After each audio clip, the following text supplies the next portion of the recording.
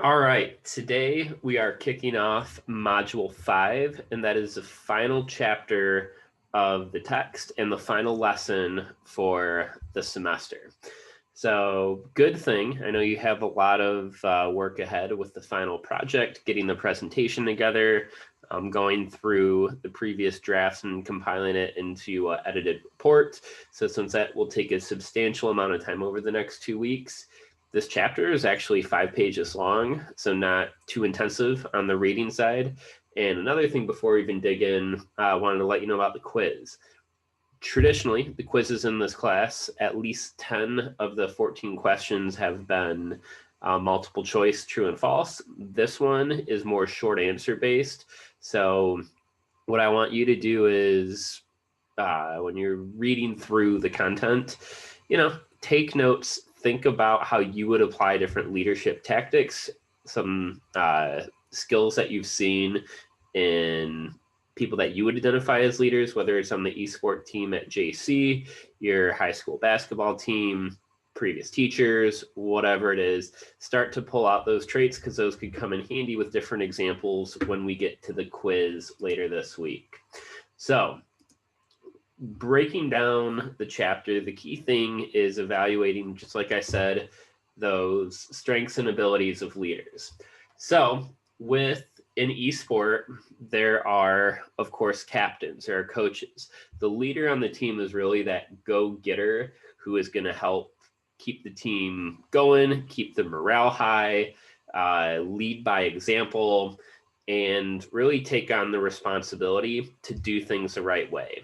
So it can be easy to, and we talked about this in previous chapters, to cast blame onto others, to look more at oneself, especially in esport and competitive gaming, and look at your own strengths as the strengths of the team. But you got to look outward and really be able to communicate what's best for the team as a whole and provide different tips, listen to others to grow upon throughout practice and competitive gaming. Then when it comes to some of those leadership traits, these are right out of the book, and there are a couple of questions, I believe 3 questions on the quiz based on these different traits. And first off, always being prepared. So compared to, taking a just joining a meeting and seeing what rolls out from there, you got to be prepared in advance. What goals are you looking to accomplish when you meet? What goals are you looking to accomplish when you practice? What's the goal of building the team to begin with? So always coming in with a plan really will make a huge difference at the end of the day. Being a stable point for the team, consistency, openness, transparency really builds trust when you're working with other team members, but also colleagues and classmates as well. In the past, we talked about providing constructive criticism, positive feedback. With being a good leader, you got to be clear with your team, but you can't put them down. So continuing on what we talked about previous chapters, you got to be clear, you got to be honest, got to be transparent, but use that as constructive criticism compared to negatively dissecting the contributions or lack of contributions from your teammates. Similar to what we talked in other chapters, share praise.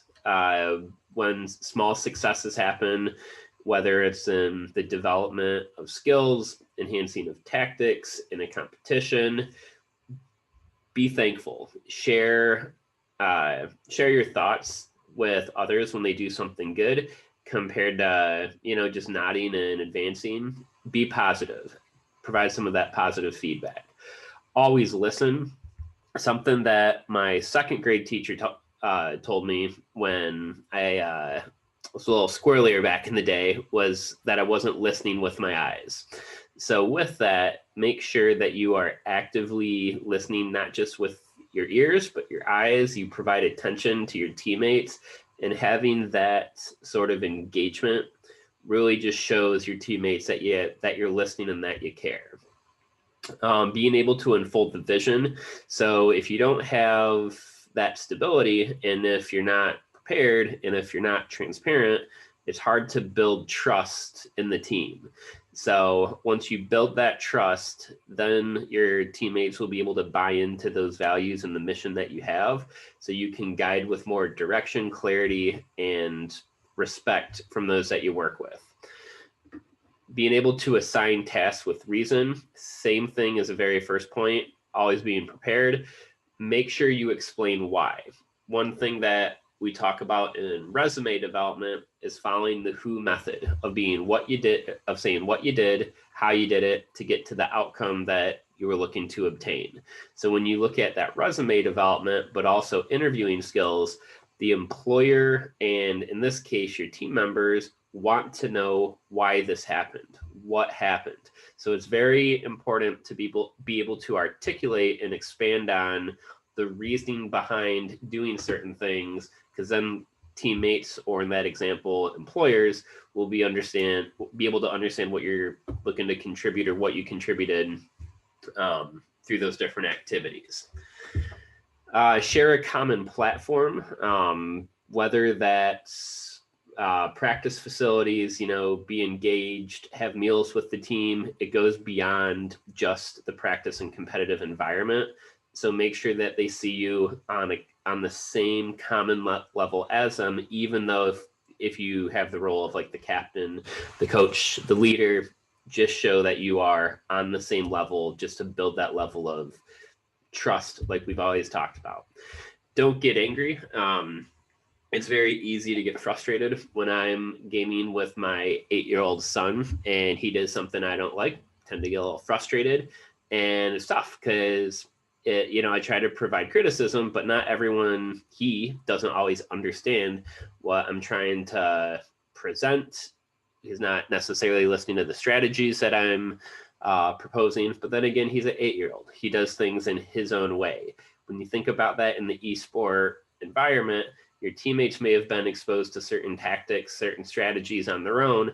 They might not be computing what you always have to say. So make sure you don't lead with anger, but you lead with reason to have a conversation to see where your teammates are at in the process of understanding and skills. Don't make judgments. Just by judging and stereotyping can lead naturally to conflict, and it could just be a big barrier that if you are assuming these things are happening, you're just losing that element of trust with the team. That's where those conversations need to come into play. Leaders are also key decision makers and really help guide the team into paths. So by creating or helping establish those strategies and tactics, really helps create a clear plan for the team through competitions, practice trainings, and all that. And lastly, the leader and the captains of the team don't necessarily follow the crowd. So these examples, we do talk about, working together, listening to the team. But at the end of the day, in that leadership role, you do have to follow your own intuitions when competing. So make sure that you do follow that gut feeling along the way, and your team will follow you as long as you build that trust and rapport. Then how do we recognize worthy leaders? I already said, look into the eyes when communicating, be active listeners, not just with your ears, but your eyes and body as well. Pay attention to what team members are saying. Another big thing, it's speak more plural. It's not just about me, not just about your sole contributions. It's about us. So that's a big thing that I've noticed when working with students along the years with some of the technical report, or in this class, some of the technical reports. It's a lot of personal opinion. Me, this is what I did. This is how I view it. When you do group work, that's where, especially in SMT 240, there will be a group project that you have to do. Remember, it's not just your opinion, it's for the greater good of your group, your team, when you're communicating. In esport, your decisions might come from your ego in certain circumstances, but at the end of the day, you are representing a greater body, and that is your team. That is the we and the us.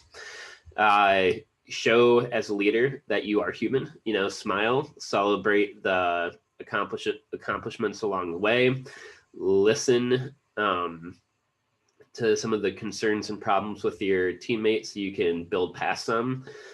Demonstrate, and I already talked about this one, through trust, show that you're at the same level as your teammates, your colleagues, fellow employees, whatever the situation is.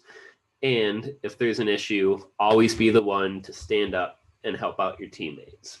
So that wraps up Module 5, and that wraps up SMT 110 in terms of text.